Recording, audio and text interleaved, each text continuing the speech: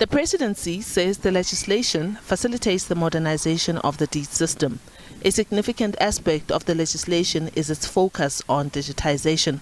It mandates the Chief Registrar of Deeds to develop and maintain an electronic deeds registration and recordal system.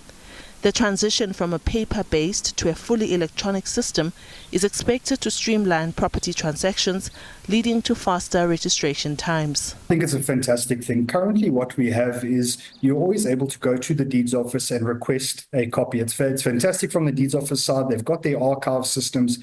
However, if you're sitting in your office and you request a deed that is really old, let's say a deed from the 40s or 50s or 60s, the records are there in the actual deeds offices, but it obviously takes time going through and physically scanning all of these documents through so that it is available online. And you'll often find that on our electronic databases, you'll try and request a copy of a document, and you'll be told that that currently hasn't been uploaded yet, but as soon as it is, you'll get notification, which then obviously we have to go to the deeds office physically and request the copy.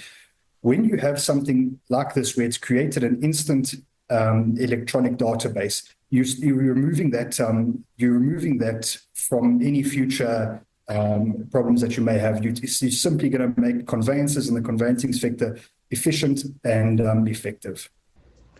The Deeds Registries Amendment Bill is a critical step in aligning South Africa's property laws with some of the world's most progressive economies. In places like the US, property transfers can happen in a single day and land rezoning in just a few days. The changes in this bill will significantly speed up the registration and transfer of deeds, while also helping to reduce fraud. For the real estate sector and for the country as a whole, this means quicker access to funds, which will support home ownership and stimulate economic growth.